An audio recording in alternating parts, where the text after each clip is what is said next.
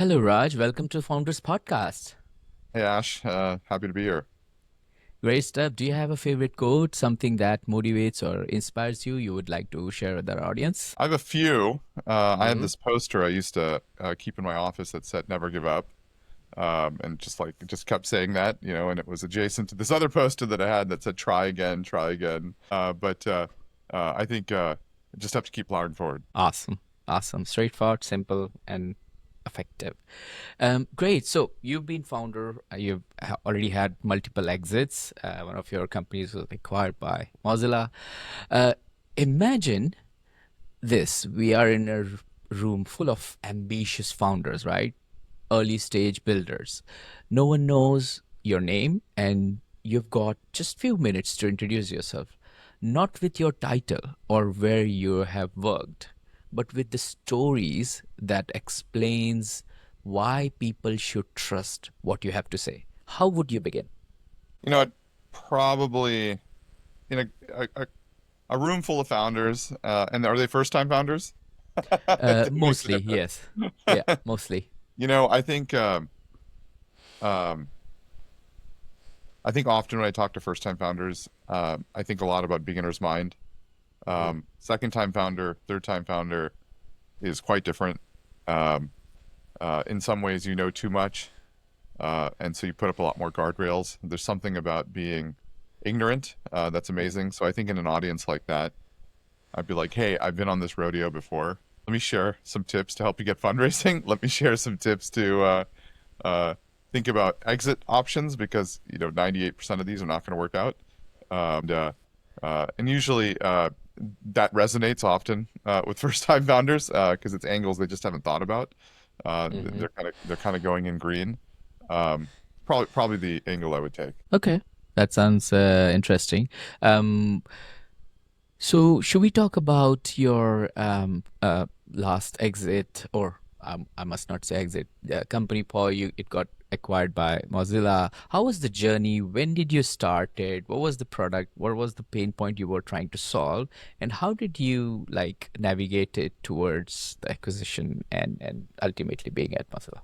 Yeah, so so it's funny. A lot of careers follow an arc, and they often, particularly when you think about founding things, they often are based on pain points that you may experience or you've seen. And my two startups ago was a company that formed out of work I had done previously where I was doing business development. And I would go into these meetings and there'd be a ton of people around the room and I didn't know who they were. And so I was like, Mm. man, I wish there was something I could like tell me about these people before I go into the meeting. And so I built this smart calendar. It was called Tempo. That was acquired by Salesforce. And after that whole sort of experience, I was thinking a lot about meetings again. I was like, hey, when you think about a calendar meeting, there's kind of preparing for the meeting, there's the meeting itself, there's after the meeting, there's actually an entire continuum. You may not think about it, but the first touch before something gets scheduled on your calendar is not the day before. It might be 2 weeks before or 3 weeks before. Then there's often maybe the night before where you're just checking what your schedule looks like the next day. And then the morning of and the minutes before the meeting, you're like, oh, let me double check that I know who I'm about to meet and what's the background. And then there's the meeting itself, and then after the meeting, there's a whole workflow as well. And so, going into my next startup, I was thinking a lot about what could I build to help people during the meeting. So I really leaned into meeting summarization. Now, the funny thing is, this feels like such a commodity in 2025, but in 2018 this was like a brand new thing. Like Mm. like summarize my meeting. And the whole idea was during the meeting I could capture the core context of the meeting and then create a summary. And so that's kind of where I started. And so at the time we didn't have large language models. Mm. So we had to effectively train your own model. So there were some open source, what we would call language models, not large language models. And then you could fine tune on top of that. So you had to build out your own sort of data annotation pipeline. Collecting meeting data is actually not as easy as it may appear because most of those meetings are private. Mhm. And recording wasn't very common back then. This sort of Zoom default recorder or like meeting note taker joining. So these are all sort of new behaviors that were just emerging. So Mm. I used to go to YouTube and crawl city council meetings, Surprisingly, there's an entire sort of radical transparency universe of people who just literally upload their meetings to YouTube, like their stand-ups, their all hands. And so we'd look at these meetings, we'd send them to an annotation team, we would annotate it, we would train a model or fine-tune a model, we'd measure, precision versus recall, all that sort of stuff, Mm. and put it out there. And that's kind of what we built. And then COVID came, and COVID was a crazy experience when it came to sort of remote work. We weren't working remotely necessarily, but meeting notes, video conferencing, all of that, right? And so we saw a rapid growth and a rapid fall with like Hmm. return to office. The space got incredibly saturated and crowded.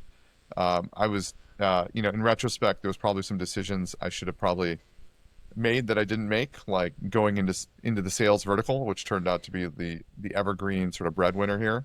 But in any case, fast forward, Mozilla had a product called Pocket as part of Firefox, and they wanted to do article summarization, and so they felt the work that we had done with Pulse would have been a good fit, and so that's kind of how that landed. Awesome. Awesome. Great stuff.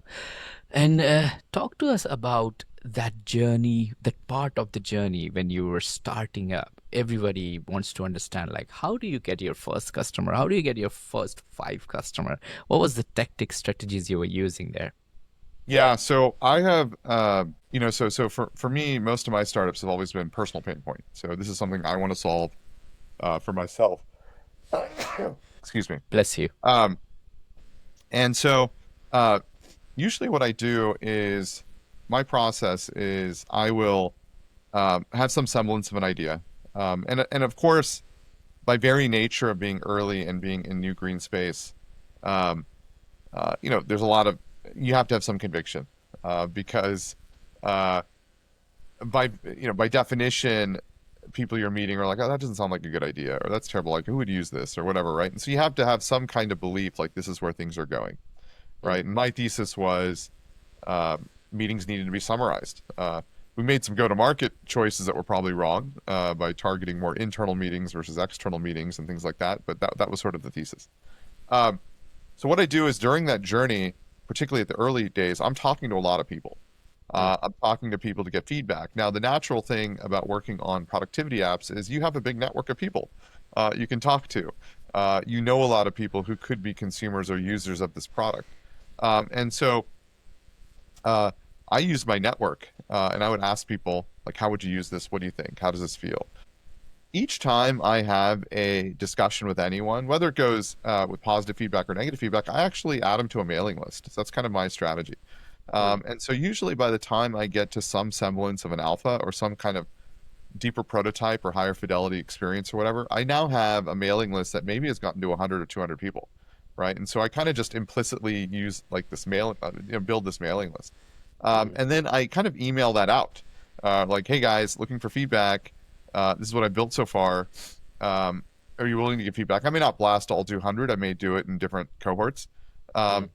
And because these are people I've talked to over the last year, because you're not, obviously the pace of development is even faster today, but these are people I've talked to in the last year, uh, uh, you're gonna get some enthusiastic responders, right? And I do have the benefit, being that this was my fourth venture-backed startup or whatnot, that uh, people are paying a little bit more attention. So that's certainly helpful. But I think that's typically how I start. And then, of course, once uh, did I lose you there for a second, Ash? I think I lost you for a second, but that Oh, should okay. be okay. Sorry. Yeah, I'll just keep going there. Yeah, yeah. And Yeah. then once the once we get to sort of an alpha, at that point, I'm a big believer in word of mouth optimization, so I call it WAMO, right? So Hmm. the way I describe that is if two people um, can't describe your product in the same way, we have a problem. So like the key thing here is like coming up with some common language. People talk about elevator pitch, but for me, it's like, like if you said you were building a general purpose assistant, one of the challenges with such a product is every person would describe it differently. And that makes it challenging, right? So the goal here is like um, uh, come up with common, like drive word of mouth referral, right? Because in the end, customer acquisition is crazy hard, and it's all about referral, right? People have to Mm. love your product, right? And so I spend a lot of time in that phase once I have sort of the first 5 or 10 or 15 people playing with this and looking at that feedback and saying, okay, why are they sticking or why are they churning? Now, this might work towards my detriment because some argue that you should just go after rapid growth. And there Mm. is sort of a timeline too, right? Like at a certain point, like you have to say, we need to like officially like kind of launch, whatever that means, right? But I might be in that cycle for a while. I'm like iterating. I'm like, this doesn't feel right. And I have my own bar. Is it passing my own test? Am I using it? And so forth, right? So you get the sense. Got it.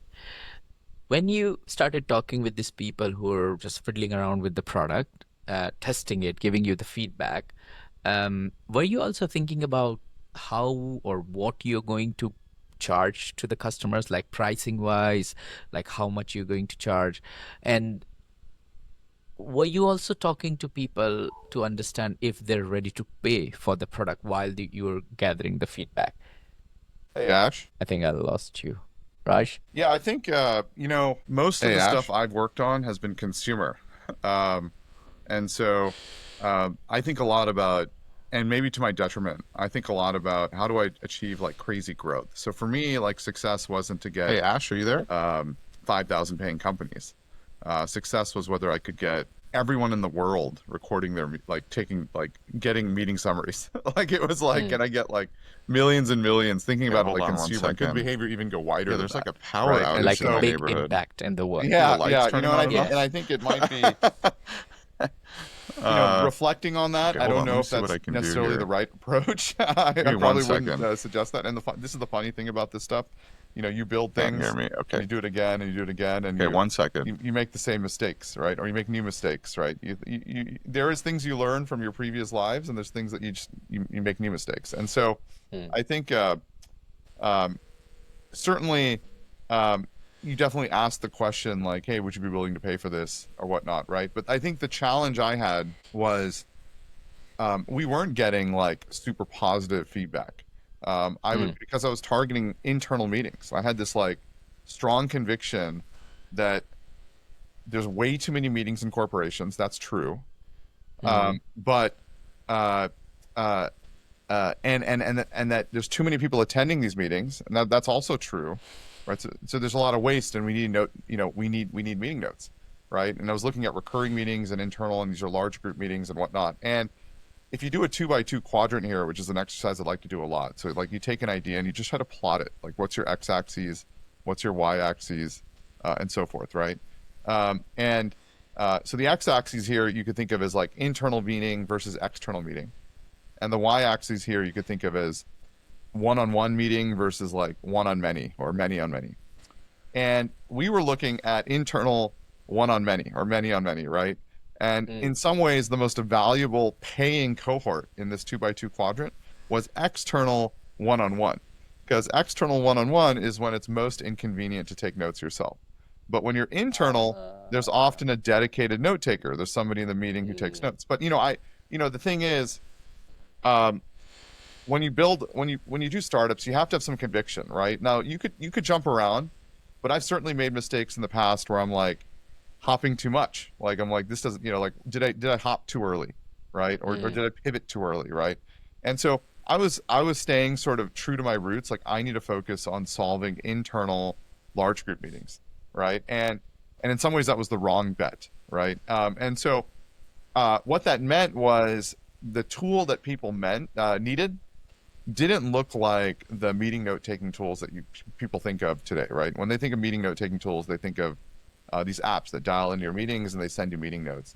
The tool that they actually needed looked a lot more like this new generation of tools, where like Granola, for example, or like what is that Quill? Basically it records notes locally, and as you take notes, it augments your notes, right? Mm. Because the internal dedicated note taker is actually taking notes. They just need to Mm. augment and improve it. Whereas the external one-on-one, they can't take notes because they're focused on the call, and so they need a full supplement, right? And so it's fascinating how the go-to-market influences the type of product you need to build. Was that So was that yeah, was that when you realized that this is something I should approach towards getting my first paid customer, or did you like sign up a big enterprise contract already by that time? We didn't sign a big enterprise contract by that time. We did, later after launch. Hmm. We did end up getting some enterprise customers and a number of paying companies. Like um, one, the approach we took was going directly at the individual. But the thing is, we weren't. So individuals would pay and they would expense. The thing is, Mm. we weren't. What we weren't doing was targeting specifically like a specific persona. And in Mm. retrospect, that may or may not have been a mistake, right? So, a lot of the players in the space were going strictly at sort of sales, the Mm. sales persona. The hot companies at the time were companies like Gong and Chorus, and there was a new emerging companies like Fireflies, etc., right? But they were going after the sales segment, and so uh, in retrospect, you could probably argue, made some mistakes, right? Could have become maybe a much bigger outcome. And during that journey, I think part of the problem, uh, which really threw me off, was COVID. And it wasn't COVID necessarily, but what it was uh, typically when I decide to work on something, you're looking at a space that people are ignoring, right? Like it's an insertion point. It's like uh, you're not looking at something that's like the hottest thing that every single person is looking at, right? Particularly not big tech. And what happened after COVID, video communication, video conferencing, virtual offices, meeting summarization, it just became like top 10 priority for every FANG company. I don't know if you remember, Mm. like Google Hangouts improved like 10 years in 1 year, right? Zoom went on a tear, Facebook launched Facebook Portal, like Mm. Apple is doing stuff here. Like literally every big tech company was like now looking at the same problem. And as a startup, depending where you are, if you're in like post launch, post PMF and scaling growth, that in some ways can fuel more growth, because in some ways they're paying for the education and then that drives your growth. But if you're kind of a little bit earlier than that, um, uh, that's not a space you normally would choose. Like by definition, you don't like I don't normally say I'm going to go work on this problem that big tech also considers a top 10 priority, right? Like I like to look at the things that are on their priority list, but it's like number 40 and number 50 because they have so many things they have to do, right? They're big tech, Yep. right? And so Yep. that really kind of threw me off. It really kind of threw off me like how I think about playbook and how I approach startup. And so I think in retrospect there were certainly mistakes. It could have been a much better outcome. I think we were also impacted a little bit by the sort of 2022. I don't know. They don't really have a term for that event, but the sort of SVB bank collapse, the FTX collapse, and Oh that how that yeah. sort of. I don't know if you remember that. That Yeah. how that impacted all SaaS valuations, and there's Mm. the ZERP effect, the post ZERP effect, and so there's just a lot of craziness during that period. I think companies, I think there was a lot. There's a lot of startups stuck in purgatory out of that period, which is really unfortunate. We had a lot of money thrown at us too, which we didn't take at a certain point earlier, mostly just because I was really gung set on this notion that don't raise more money if you don't need it until you can kind of prove that this thing is working. And part of that's a lesson from a previous startup where over raising can create uh, Poor outcomes expectation required. for. Yeah, just like yeah, exactly. And so uh, I think COVID really kind of threw a wrench in a lot of like sort of traditional playbook. I think the largest benefactors of COVID, to be frank, were the big companies. The big Yeah, I companies. would have thought like Zoom would be the biggest company who got benefited out of Oh, COVID. Zoom went on a tear, right? Look at Twilio. I mean, they went on a tear. Everybody dealing with remote work communications, video, Yeah. whatnot. Like basically that period resulted in just massive growth for companies that were really in execution mode. Where if you look at the startups that came out of COVID, particularly things looking at remote work tools and productivity, many of them grew like crazy. Don't get me wrong, but Mm. and a lot of those that did grow like crazy, I think started like were kind of already in like post Series A mode, so they were like kind of in execution mode. But like the seed stage, like just trying to figure out PMF whatnot, it was a little bit of a bloodbath, and I think part of that is just because the saturation and noise level was just off the charts, right? Now we're at a whole nother level of signal noise ratio, right? Because now you can vibe code things so quickly. And there was a certain point where it felt like a GitHub, every other tweet on X or threads or whatnot was like a GitHub project because people are launching products like every day. Yeah, yeah. Yeah, that's sort of what that arc looked like. Got it, got it. So let me take you to a step back then, Raj. You have already worked through multiple startups now. Imagine you have to start it fresh again. You're 22 years old. You have to do everything what you have done again, but you have all the wisdom what you have learned from your previous exit, everything, right? What are the steps you will take? And this will definitely help our listeners because 28% of our listeners are actually people who want to get out of their 9 to 5 and get into the startup space. So, what would you do if you have to do it again? This is a tough, there's a lot, and there's a lot of things that come to mind. And, when you're at 22, one of the things that I didn't appreciate as much as I think about now with kids and whatnot is some semblance of financial stability. So this is a question. So we have to kind of throw that out for a second. We just have to there's some assumptions built there, but some Yeah. quotes that kind of like resonate in my mind. First, there's never a good time. So this, I always think about this. There's people I meet, and they're like kind of want to plan when they want to do something. It's like, oh, I'm going to do this in 3 years, or I'm going to do this after I Mm, have my first kid, or I'm going to do this like, when I finish my PhD or whatever. I'm like, or when I finish my home remodel or what, who knows, right? Like, there's just never a good time. The reality is, like, it's always a good time. You have to go. And, I remember, not me, but it was a buddy of mine who was a CEO of another company. He had a baby during a startup, and a third kid, and the I think his investor had asked, like, do you get any sleep? He's like, well, I already don't sleep, so right now is the best time to have another kid, right? So like, and so it's never a good time is something that really comes to mind. So it's sort of like go for it. Another thing that I think about, earlier in my career, I would kind of do multiple things. Like I would build on the side. And this is very common in your 20s. You kind of like build this, you build that, a lot of incomplete work. And I remember meeting um, one of my investor buddies, and like this is like 2007. And he had said, I was telling him like I got this going, got that going. This is like going to be huge, and this and that, and building all these things. And he's like, Raj, you only get rich once, right? And that quote, like, that kind of sits with me too, because I think about that. It took me a while to process what that actually meant, and I think what they actually meant was focus. And I struggle with this dilemma. Building on the side is popular advice. Build on the side, and when you think it's there, go all in. But at the same time, I do also believe there is something about thinking about the problem all the time, and the pain that comes with that, like, and like just not having a paycheck, and the hunger and urgency, and feel it like where you do land at sometimes better decisions, right? Like, one of the challenges is when you overraise. And if you look at a lot of the ZERP companies, they overraise, they don't have to make hard choices because they can choose A or B. They don't have to, I'm sorry, they can do A and B. They don't have to choose A or B, right? Like, oh, do I go this way or do I go that way?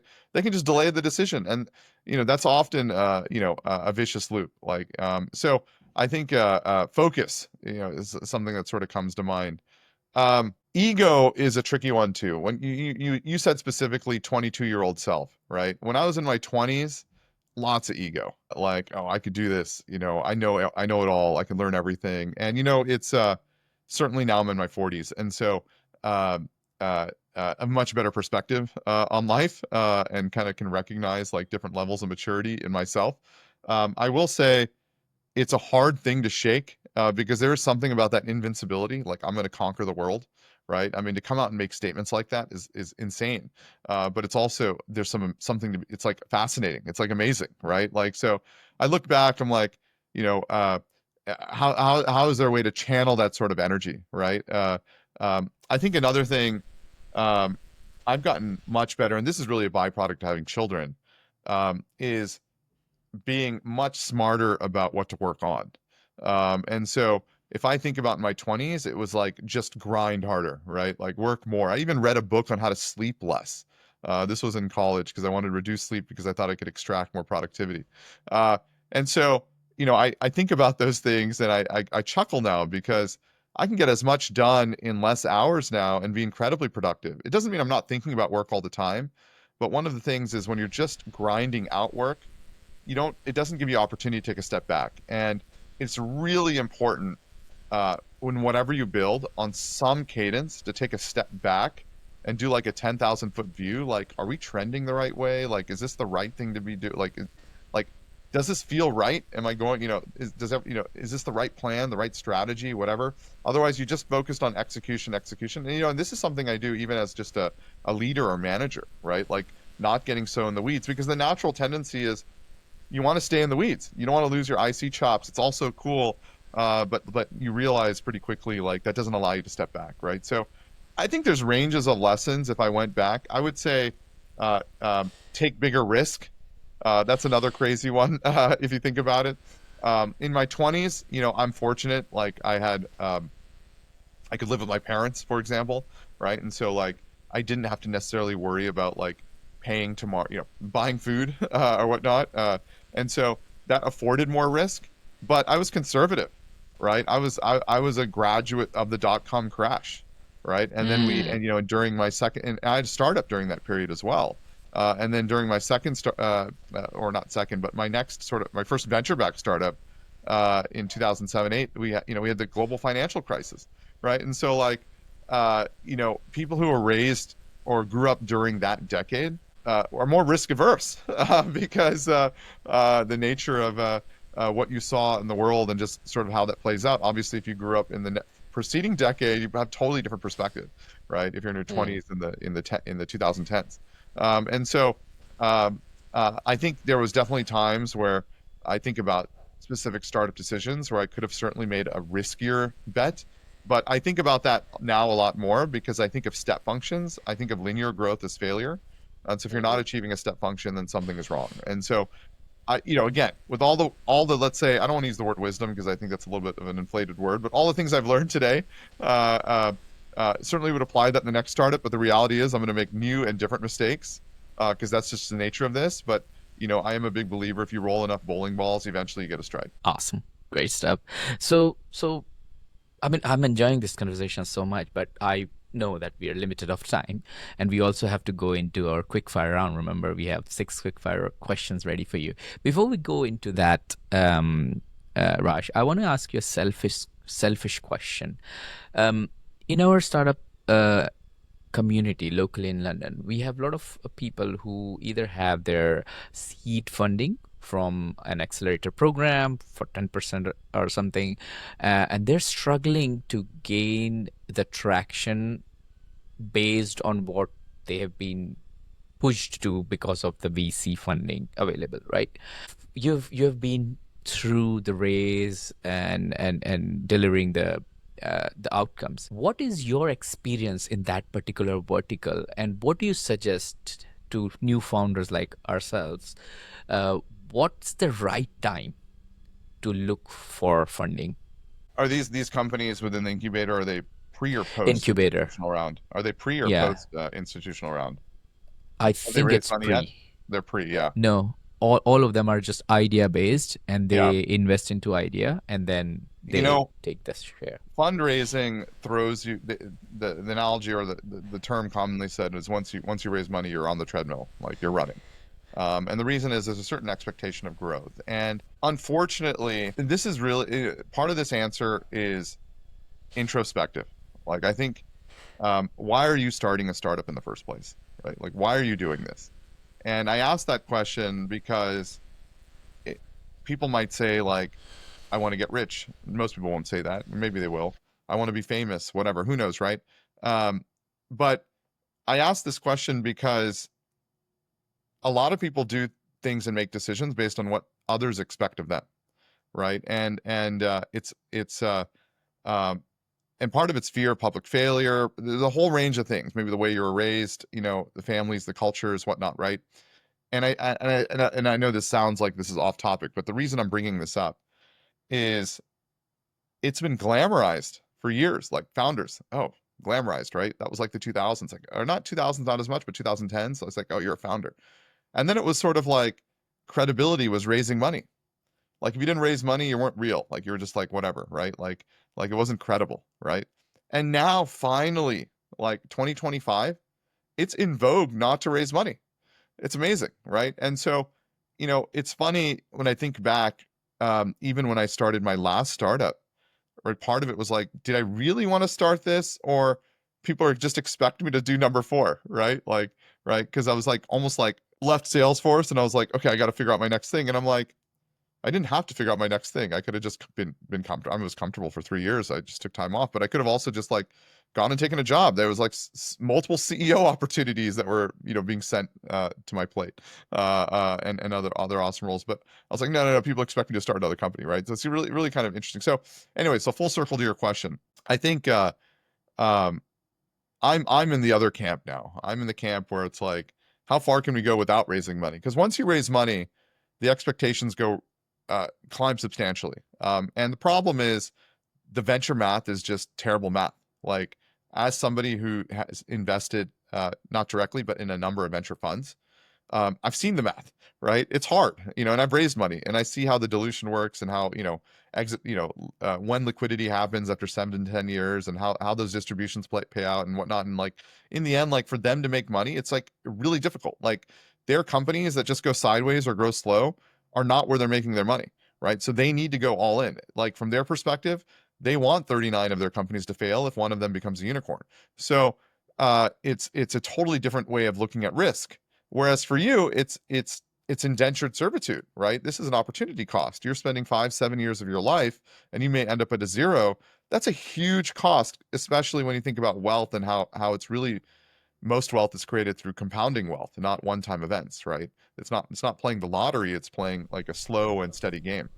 And Yeah. so I think I think that's the first question is like, how far can you go without raising money, right? That I would ask within this sort of accelerator incubator. I think the second thing is most of fundraising, and I tell this to people who ping me like, hey Raj, how do I raise money? They think they go into a pitch, they think it's about getting the meeting, they get the meeting fine, they go into a pitch. The reality is, and I've been on both sides, I've been in EIR at VCs, so I've kind of seen both sides. 80% of the time, they've actually already made their decision before you even meet, right? They might just be wanting to learn about the space. They might be just intrigued by the category. Maybe they're looking at some other investment. I mean, who knows, right? They just want to network. So, that the process is grueling, and what you realize is, and I think most seed and pre-seed investors have figured this out. Um, on one hand, and again, this is a more recent phenomenon with sort of Gen AI that we're starting to see real revenue at seed fundraising. But historically, this has been mostly a bet on the team at the pre-seed seed stage. So if they're passing, maybe they don't think the market's big enough. Maybe they don't think it's a compelling idea. Maybe they don't think you have enough proof points. But I bet you 50% ish of it is like, I'm not sure this team can do it. Like, I don't think it's the right team or whatnot, right? And so what that really tells you is so much of this is relationship driven because you have to earn confidence, right? Particularly first time founders, right? First time founders is as a investor or board member or whoever's leading that round, it's actually a lot of work, right? Because they need more coaching. A lot of the simple things you can't take for granted. They need more help or assistance, or maybe they're not thinking in certain ways or whatnot, right? And that's why there's often a bias towards repeat founders. It's like, oh, they've been through that. So I guess my feedback for your for those companies within that incubator is, one, do they need money now? Two, obviously they have a pretty clear line of sight of what they need to get to. They've gotten that feedback already, but they're going to make scrappier decisions with less money, and so really it's coming down to like their financial situation, right? Like that's really what it's coming down to, because there's so much you can do now, and so um, there is certainly the other side of the coin is, hey, there's thousands of investors at this point. And if you use a 30-to-1 ratio, you can start closing money, and tactically you could do a rolling round and you can close as you go along. And there's all these other sort of tactical things you could do. But I'm just sort of sharing where my head is at today. Interesting. And that's a different perspective of looking at it, because usually founders are always like, oh, let's raise money and then let's get ball rolling and, I let's burn it, hire people to Let me get things tell you, done. I've had exits where I not raised my follow-in round and took an acquisition offer in an earlier round, I could 10x my net worth. Mm, So or not 10x, but 3x my net worth, right? So it's like, uh, and saved 3 years of my life, right? And so it's like, mm, and this has happened. I've also turned down, it's like, I've seen it. I've seen enough, and I've seen the math enough times. I mean, I had an exit offer in 2005, same kind of thing, right? Where I declined, uh, life changing, right? And so I think I I think the default is, oh, people expect me to go raise money, but I'm like, what if you just ignore, like, what if you could reframe your thinking and say, mm. I just want to go make money myself. Like, how much money can I make? How can I, like, let's not care about what people expect. Now, it's a different situation if there's financial, like, you have financial burden. Of course, that's hard, right? Like you need to pay rent, or whatever it is, right? I get it. But there's too much of sort of like, we should do this because this is the next step. Like, oh, we should go get a logo. Oh, we should go get a website. Like, oh, we need to go raise money. I'm like, no, that's not the way to think of Got it. Got it. Okay, great. So let's move to our lightning round then. I've got six quick fire questions for you. You can answer them if you want. If you want to skip one of them, just give me a skip and then we can move to the next one. it. Okay, You ready? I'm gonna try. Great. What's the top three strategies to raise money in 2025? Top three strategies to raise money in 2025. Spray and pray doesn't work, so that's definitely not the right strategy. That would be an Mm, anti-strategy, so definitely don't do that. I would say, uh, and stay away from crypto as a fundraising path. I mean, that's certainly, so that's another anti-strategy. uh, uh, Friends and family is probably number one. Uh, okay. People who trust you. So people you've worked with, obviously that's difficult if you're in your 20s. And then otherwise, I would do a rolling safe. Incubators, accelerators is certainly a path, and then a rolling safe. So just like raise as you go along. Don't try to pull it all together at one time. It's just way too hard. Got it. Got it. What book would you recommend to our audience and why? I'm reading a book right now called Super Communicators, Hmm. which is really just around communication strategies, like how to be persuasive with your team, how to uh, you know um, how to communicate good news, positive news, things like that. But your audience is mostly founders. I think a book they should read is The Hard Thing About Hard Things. I think it's Mm, Ben Horowitz who wrote that. Excellent book, particularly if they're in the middle of their startup. So if they're in CEO mode, it'll help them internalize some of those hard decisions. Uh, if they're not in that mode yet, reading the book may not be as helpful. But when you're in that mode where you have, let's say, a team that thinks we should go one direction and everyone's sort of a backseat driver, it can be super helpful in that situation. got it. Got it. What What's one attribute or characteristic in your mind of a successful founder? High conviction and perseverance. I think Mm, there is a aspect of like never give up. I don't think that means you should be like, you know, sometimes the biggest mistake is not knowing when to quit. But a lot of folks kind of go down a path, spend 3 or 6 months. They're like drive-by founders, and they realize this is really hard. Uh, and it does take a certain amount of like conviction, passion, perseverance to get there. got it. What's your favorite personal productivity tool or habit? Personal favorite productivity tool. People don't. I feel like I'm going to be stating something that's very obvious, and that's I use and the reason is it's because it's ChatGPT. People think of Hmm. ChatGPT as a broad assistant. I think of it as a productivity tool. It's been a 10x productivity boost for me. It Mm, doesn't matter if it's Claude or something else, but it's quickly become my favorite and most used productivity tool. I know that's probably not helpful because it's so obvious. There's ranges of other tools I'm always playing with, but that would probably be my favorite. got it. Got it. What's a new or a crazy business idea you would love to pursue if you had time? What's a new idea I'd pursue if I had time? I think so. Right now, I've been looking at this sort of. I've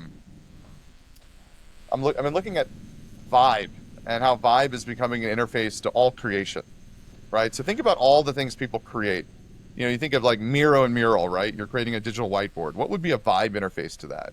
You think about CAD and you're creating an architectural diagram. What would be a vibe interface to that? You think about writing, like a blog post. What would be a vibe interface to that, right? And so it's fascinating that the entire creator economy, like whatever you want to create, and I don't mean creator like YouTuber, I mean creator like just creativity, the expression of creativity, can all now have a vibe interface. And I feel like this is like a modality. People don't think of it right now, but like every website, every application could start with a chat box. And what does that look Mm, like? And so I've been thinking a lot about that, particularly in the context of consumer. I don't know what it is, but that's what I've been thinking about. got it. Great. And last but not least, what's an interesting or fun fact about you that most people don't know? I've got so many random wild facts. I'll share one. In college, this was like the late 90s. I wasn't like an expert coder or whatever, but back then they didn't have something called uh, uh, virtual private servers or whatever, right? So basically, everybody who logged into the school system's server to check their school email, which was like this terminal, and it was like all very technical at the time, would just use one shared space, right? And Mm, so I remember seeing some sample code that said that it could crash systems if you just do an infinite loop and fork, right? So I just did like a while one and fork, and ended up crashing the mail server at Cal Poly San Luis Obispo, which crashed their server, so the mail was down for 7 minutes for the entire campus. I got my called in. God. I thought I was going to get expelled, and came in, and then we strategized for a while, like how we could have prevented this situation and this and that. And then they ultimately kind of said, "Hey, would you be open to maybe working with us?" And so I didn't end up working there, but it was just really funny, that whole sort of story. Just a random fact. Perfect. That's the perfect story for a founder like yourself. So that's a good one. Well, Raj, thank you so much for joining me and sharing your story. If people want to get in touch with you, people want to know more, or they have a question, if they want to ask you, what's the best way to do it? So they can uh, ping me on. I'm on X, so I'm at Mobile Raj. Or they could go to my LinkedIn or Linktree. It's Linktree/Mobile Raj, or LinkedIn. Either way, they can hit me anywhere. My email is public as well. Okay, great. Thank you. Thanks, Raj. Thank you so much for joining us today and sharing your inspiring journey and the impactful work you're doing. It's been an absolute pleasure having you on Founders Podcast. Thank you, Ash. Appreciate it.